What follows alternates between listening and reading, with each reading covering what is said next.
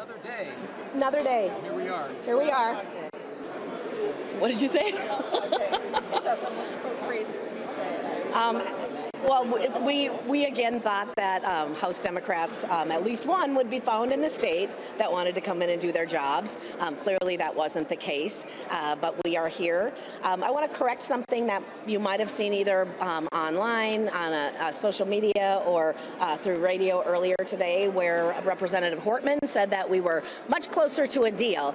The deal that was offered to us 15 days ago, with Speaker in the name only and no power behind that, and offering the Democrats a 67th vote right now when they only have 66 members, is not moving closer to a deal. So there's been no movement since 15 days. There's been a lot of conversation, but you don't keep offering the same thing and expect that to look like a new deal. So that They haven't put a new offer on the table? I would say that there has not been changes that would be necessary to consider that a new deal. Reorganizing the points in a deal isn't a new offer.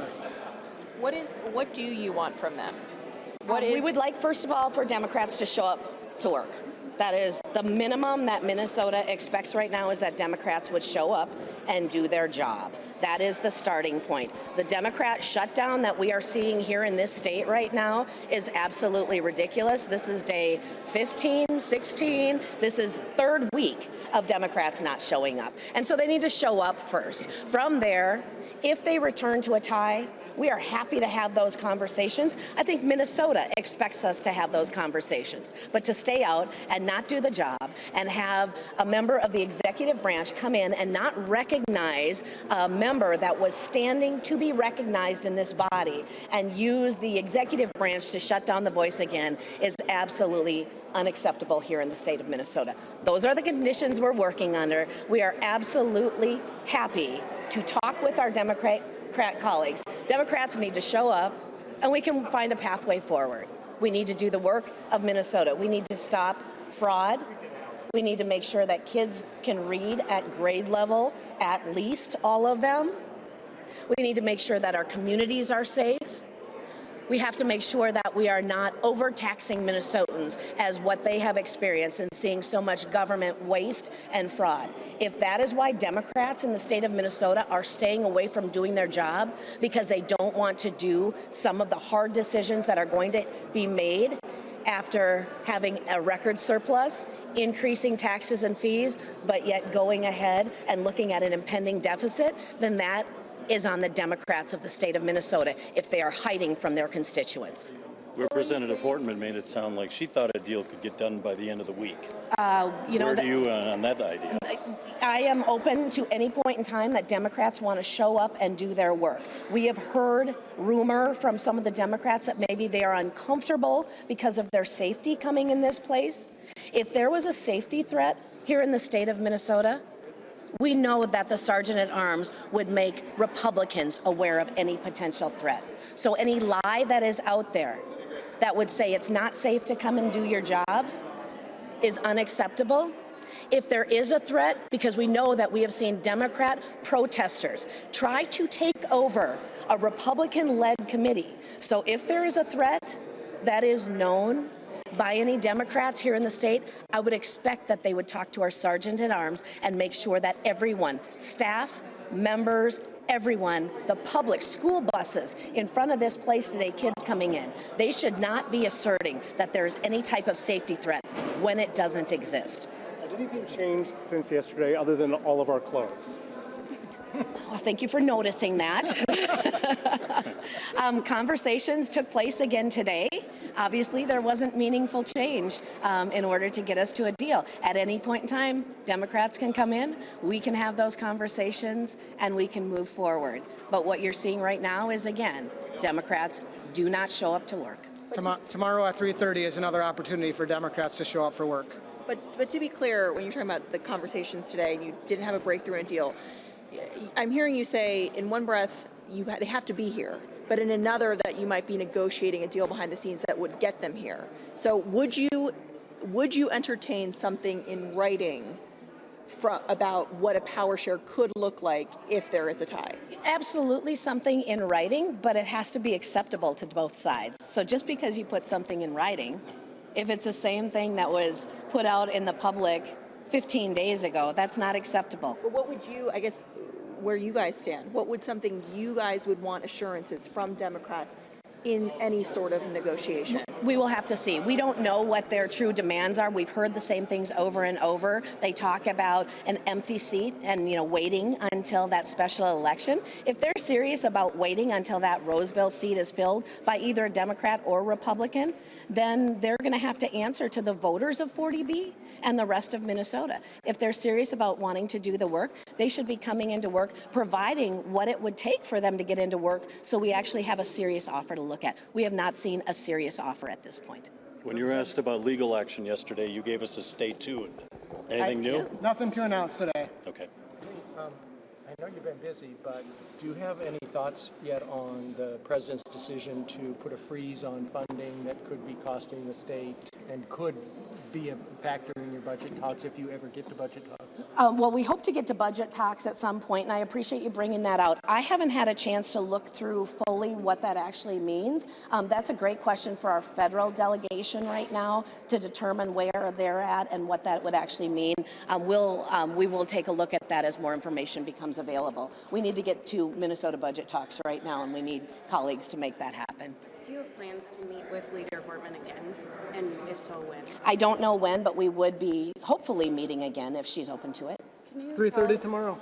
Yeah, I'll be here at 3:30 tomorrow afternoon. I would hope that she would show up. Can you give people an idea of the kind of work that you're doing now that you can't be doing committee meetings and stuff like that? What are you guys doing right now? We are still meeting with constituents. We had constituents in our offices yesterday and today on the different days on the Hill. I think it's important to recognize that while we are scheduled to be here in St. Paul doing the work that we've been elected to do, House Republicans still also work in their districts, whether it's in the evening or on Fridays or over the weekend. So just because we're in St. Paul has never kept us from doing our work with constituents. Some of the other things that we are working on are those bills, and right now we can't reintroduce any bills, but those bill ideas and working to get solutions for the things that matter the most to Minnesotans. We know that there are a number of projects across the state.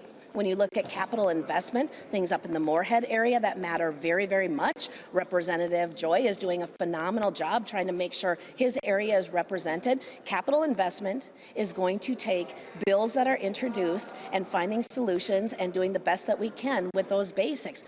Roads, bridges, wastewater, the things that matter across the state, the infrastructure investments. Right now, Democrats are holding all of that hostage, but by not allowing that work to go forward. Those are some of the things that we're doing. Bill introductions, meeting with constituents. We've been hearing again from our school districts across the state and the deficits that they are facing with their funding right now. And even though there's proposed additional dollars going into schools, we know that is not enough for the mandates that were put on our schools, even specifically. That's what we're working on right now. Even though some of the committees are, I guess, not dissolved, but not active right now, including the fraud committee that you guys want to see happen, is there anything in your capacity just as a legislator? I mean, you guys are sworn members of this legislature, even if session is not happening, that you can get certain information without the subpoena power of a committee, without